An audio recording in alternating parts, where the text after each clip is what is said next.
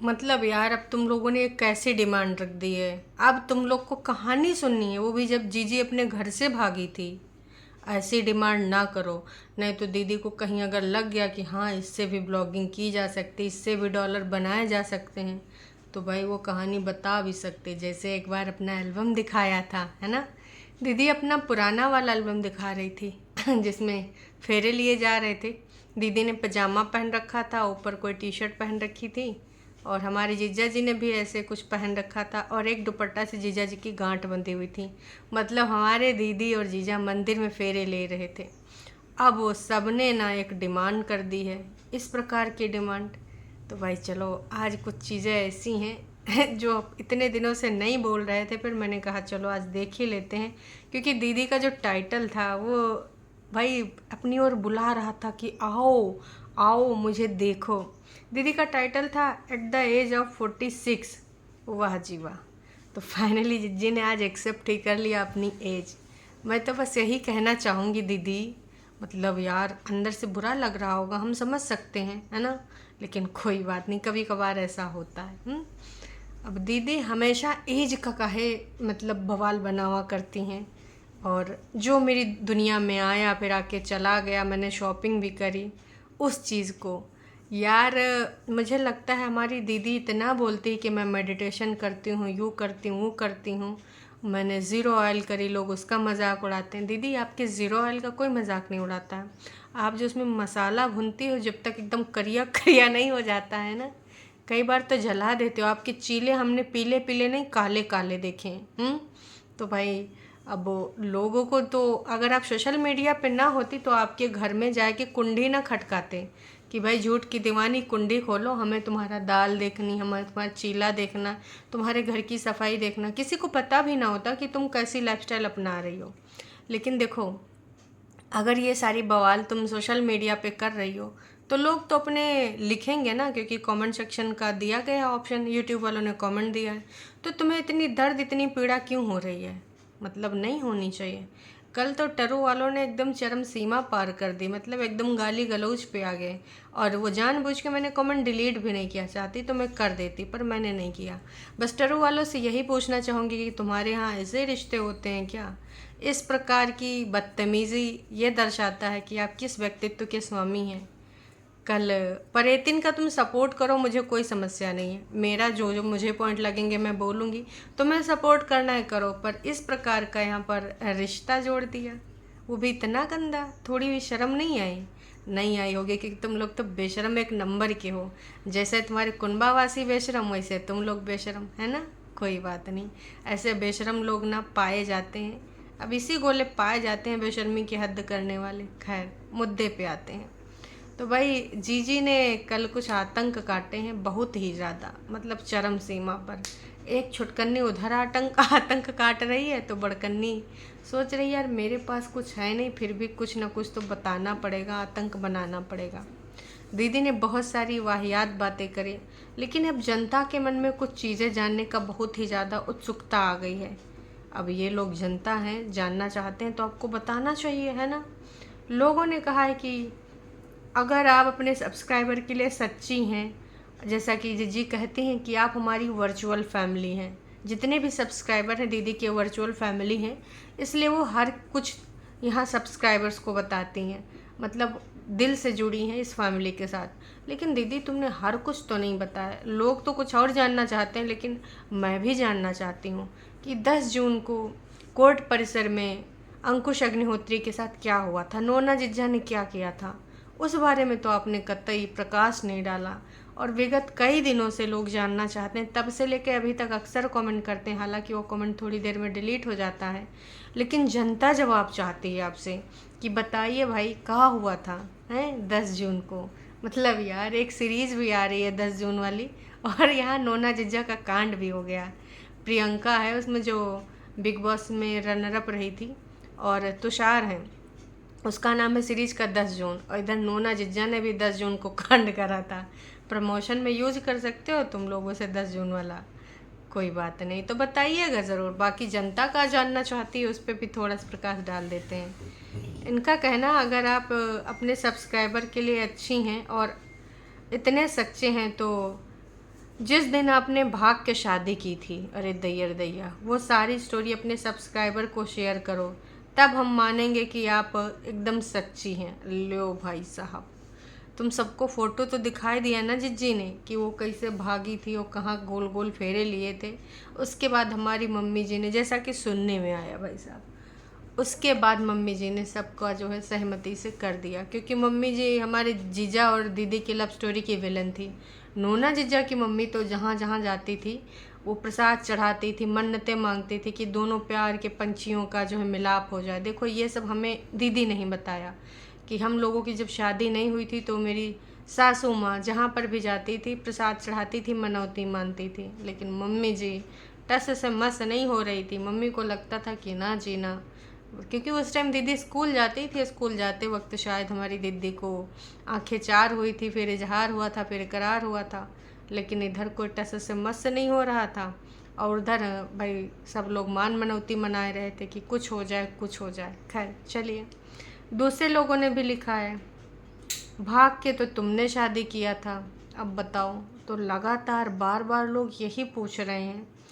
एक लोग और हैं कुछ जो जानना चाहते हैं। इनका कहना है कि भाई साहब, मैं भी इस चीज़ को मानती हूँ जो इन्होंने लिखा है। इनका कहना है कि इस बात में इशू क्या था, आप लगती हो 40 की हैं, कुछ लोग अपनी एज से बड़े लगते हैं, इट्स कॉमन।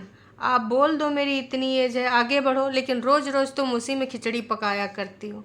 अरे आपको बता रही हूँ ना मैं, अगर देखिए ऐसी हरकतें नहीं करेंगी तो कंटेंट कहाँ रहेगा। इन सबको विवादित कंटेंट बनाना होता है। इनको ये डेली वाला नहीं चाहिए होता कि हाँ हम जो है डेली ऐसी बात करें, वार्तालाप करें। इनको विवादित चीज़ें चाहिए होती हैं, विवादित कंटेंट चाहिए होता है, तो एज को ही बनाए हुए हैं। कभी सब लोग कहते हैं छोटकन्नी 91 की है और कभी बड़कन्नी 91 की पैदा हो जाती है। वहाँ टरू वाले आते हैं समीकरण बदलने कि नहीं जी छोटकन्नी तो कब की है, छोटकन्नी है 1994 की। अब वो कितनी सच्चाई का है कुछ भी नहीं समझ में आ रहा है। मतलब इन सब की चीज़ें तो बदलती ही जा रही, हरदम बदल रही हैं। कभी कुछ तो कभी कुछ तो कभी कुछ। थोड़ी सी शर्म कर लीजिए, बस मैं इतना ही कहना चाहूँगी कि अब बस बंद कर दीजिए एज वाला। और रही बात बच्चे की, तो भाई उस चीज़ को बार बार यहाँ पर याद करके कौन याद करता है। आप अपने पति के साथ उसकी यादें शेयर करिए जो आपकी ज़िंदगी में आने से पहले चला गया। लेकिन नहीं, पति के साथ शेयर करेंगी, माँ के साथ शेयर करेंगी तो डॉलर कैसे बनेंगे, सिंपैथी कार्ड कैसे खेलेंगी। लोग इसलिए आपको बोलते हैं और आगे भी बोलेंगे। ऐसा नहीं कि आप कुछ भी यहाँ पर अंट संट बोलती रहें। ब्लॉगिंग की दुनिया में जिस प्रकार से आपको यहाँ पर बकवास करने की ज़रूरत है, उसी प्रकार से लोगों को कमेंट करने की भी ज़रूरत पड़ती है। उनको लगता है कि हाँ हमें कमेंट करना चाहिए, क्यों नहीं करना चाहिए भाई, बिल्कुल करना चाहिए। जब वाईटी ने ऐसा ऑप्शन दिया है, वाईटी ये थोड़ी चाहती है कि ब्लॉगर कुछ भी काल्पनिक कहानियाँ बनाता रहे, लेकिन तुम लोग कुछ ना बोलो। क्यों ना बोलो, बिल्कुल बोलो भाई, बोलने के लिए ही दिया गया कमेंट सेक्शन। और रिएक्शन नाम का कैटेगरी भी इसीलिए दिया गया है कि अगर ये जो लाइफस्टाइल वाले ब्लॉगर हैं ये कुछ भी अंट संट करें तो आप उस पर रिएक्ट कर सकते हो। और जिस देश में हम लोग रहते हैं वहाँ पर भी रिएक्शन माना जाता है। लोग छोटे मोटे लोगों को छोड़ दो, लोग विपक्ष उपक्ष जो होता है पॉलिटिक्स में, लोग पीएम तक को कमेंट कर देते हैं, क्रिटिक्स कर देते हैं, उनकी सत्ता को, उनका जो राजकाज चल रहा होता है उन पे सवाल उठा देते हैं। तो वो भी कहीं ना कहीं तो एक रिएक्शन है इंसान का। आप किस खेत की मूली हैं? अगर आपको इतना ज़्यादा दर्द तकलीफ़ होता है कि लोग आपको कुछ ना बोलें, आप मतलब अपने आप को समझती क्या हैं? बोलती हैं कौन से लोग हैं, कहाँ से आते हैं जो ऐसी सोच रखते हैं।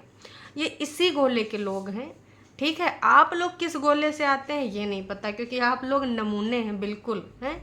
ऐसे लोग ना नॉर्मल समाज में नहीं रहते हैं। लोग मुझसे जलते हैं, मुझे ऐसी लाइफस्टाइल मिली है तो लोग जलते हैं। सबको नहीं मिली फ्रीडम तो मैं क्या करूं, मेरे ऊपर कोई रिस्पॉन्सिबिलिटी नहीं तो भी लोग जलते हैं, सोचते हैं ये कैसे खुश रहती, कभी यहाँ घूमती कभी वहाँ घूमती। भैया लोग क्यों जलेंगे? आप उनकी कोई देवरानी जेठानी है या फिर कोई और है, परिवार की मेंबर हैं। आपके बड़बोलेपन पे लोग आपको सिर्फ और सिर्फ जवाब देते हैं, लोग जलते नहीं हैं। ठीक है, जलन की भावना तो आप लोगों में कूट कूट के भरी है। जो अपने ही भाई बहनों से आप लोग इतना जलते हो, अपने ही भाई बहनों को नीचा दिखाने के लिए, खुन्नस खाने के लिए तत्पर रहते हो। हमने देखा है किस प्रकार से अगर किसी एक का चैनल ग्रो करने लगता है तो दूसरे को आग लग जाती है। ऐसे हैं आप लोग हैं। फिर आप बोलते हैं कि हमारे घर में तो ऐसा नहीं होता है, हमारे घर में हमारी माँ को जैसे जीना है वो जिए। हालांकि माँ मेरा कुछ उल्टा पुल्टा खाती है तो हम ज़रूर टोका टाकी कर देते हैं, लेकिन उसकी लाइफस्टाइल में कोई वो नहीं करते हैं। हमारी बहन जैसे जीना चाहे वो जिए, उसके सुख दुख में खड़े हैं, लेकिन उसके लाइफस्टाइल में हम कुछ उंगली नहीं करते, लुकड़ी नहीं करते। सब अपने मन मर्जी हैं, सब अपने सतरंगी तरंगी हैं, जो जैसे जीना चाहे जिए। वाह दीदी वाह। तो अगर हमारे माँ बहन को, मेरे भाई को तकलीफ़ नहीं तो लोगों को काहे तकलीफ़ हो रही?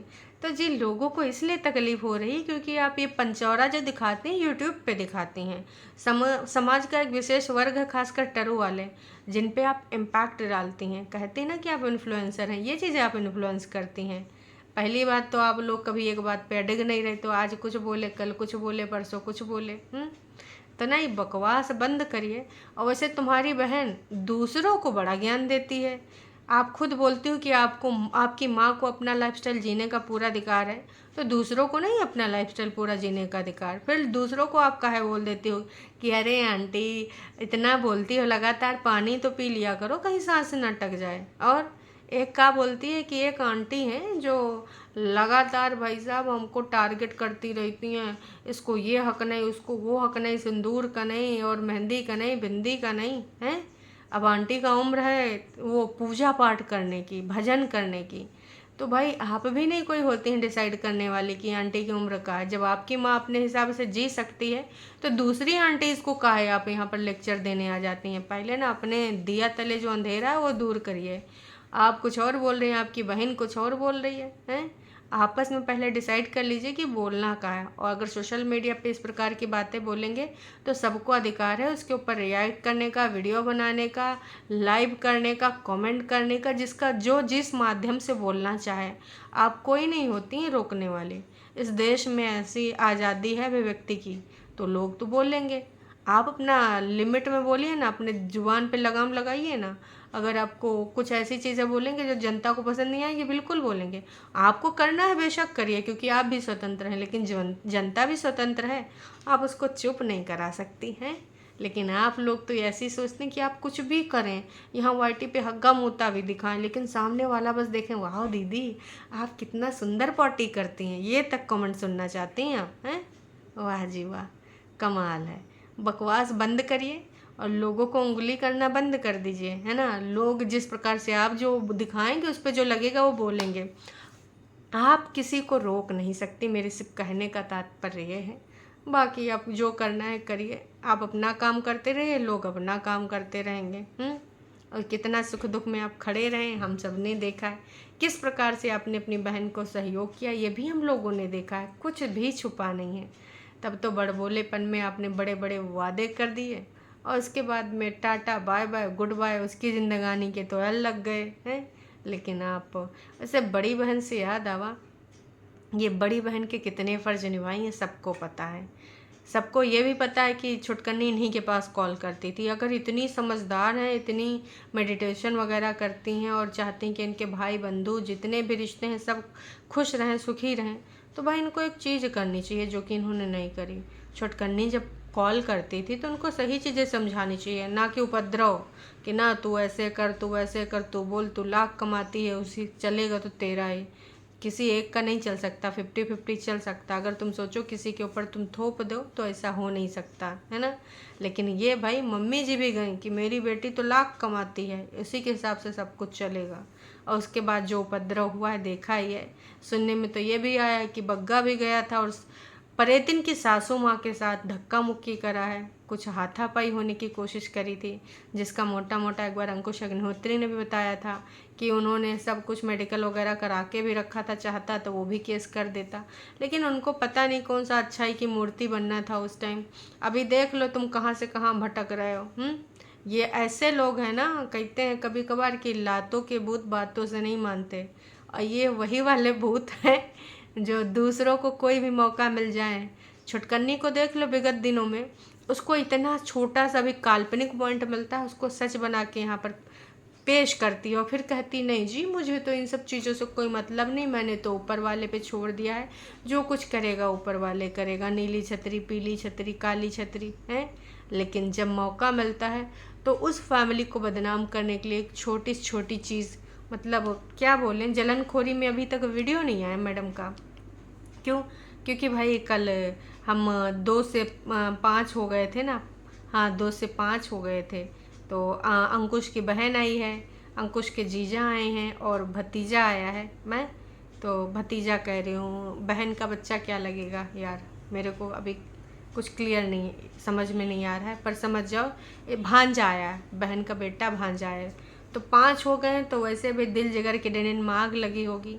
इसलिए भाई हमारी छुटकन्नी जो जी अभी व्यथित तो होगी। अपनी कहो कि हो सकता है कि वो नींद में हो या फिर पूरे तरीके से वो सो रही हो, है ना। आ ही ना पा रही हूँ, जग ही ना पा रही हूँ, आंखें खुल ही ना पा रही हूँ। क्योंकि भाई बिना इतना सब कुछ वो सोच नहीं सकती। मैंने बोला था ना, उसके डाइनिंग टेबल पे अगर कोई बैठ के खाएगा, खासकर उन लोगों को जिनको पसंद नहीं करती, जिनके बारे में अभी विगत दिनों में कितने गंदे कमेंट करे हैं कि डीएनए टेस्ट वाला किसी सब्सक्राइबर जो कि फेक आईडी है कोई, उस चीज़ को अब बोलने का कोई मतलब भी नहीं बनता था, लेकिन फिर भी वो बात बोली गई। क्यों? क्योंकि भाई कंटेंट बनाना है। और फोटोज़ को लेकर बोला गया तो भी मैडम ने बोल दिया कि हाँ, अपनी बहन के फ़ोटो गिन रहा होगा और अपने पहले घर के बच्चों का डीएनए टेस्ट करवा लें। कितनी घटिया सोच है। मतलब क्या बोलें, इनकी सोच में मोच से भी ज़्यादा कुछ है। इस प्रकार की घटिया सोच आपने आसपास देखी? और फिर उस इतनी घटिया सोच रखने वाली महिला को, लड़की को, टीनेज को जो समझ लो, डर वालों को दुख होगा ना महिला कह देंगे तो लोग सोचते हैं कि अंकुश अग्निहोत्री घर लेके जाए। मतलब थोड़ी भी शर्म नहीं आ रही? तुम बोल रहे हो उसकी बहन को कि अपने बच्चे का डीएनए करा ले, उनके हैं कि नहीं है। ये है घटिया सोच। सोचो, ये ऑन कैमरा अगर इस प्रकार की चीज़ें बोल सकती तो ऑफ कैमरा कितनी नीच वाली सोच होगी। फिर आप किस हिसाब से बोलते हो कि बेचारी है, अत्याचार की झेली हुई है, उसको घर ले जाओ। भाई साहब, आप ही लोग ऐसे बंदे को अपने घर में एक दिन अफोर्ड ना कर पाओगे। कहोगे कि बहन कैसो करके यहाँ से चली जाए। तो तमाम लोग तो ये भी कह रहे हैं कि हाँ जी, ये पागल है। डीपी में देख अपनी, कैसा दिख रहा है।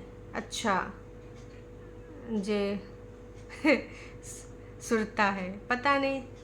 जिज्जी ने शायद पंजाबी में लिखा है जे सुरता है। अगर आपको इसका हिंदी समझ में आए तो बताना। फिलहाल लोग दीदी को पागल भी कह रहे हैं, नॉनसेंस भी कह रहे हैं, बकवास भी कह रहे हैं, लेकिन हमारी दीदी को कतई क्या कोई फ़र्क पड़ता है? नहीं पड़ता है। क्यों? क्योंकि दीदी को लगता है कि मैं जो बोल रही हूँ वो सच है।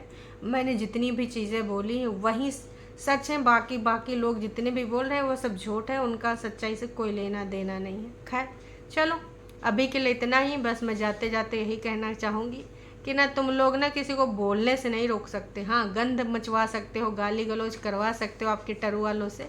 बाकी आप लोग समझदार हो, समझदार के लिए इशारा काफ़ी।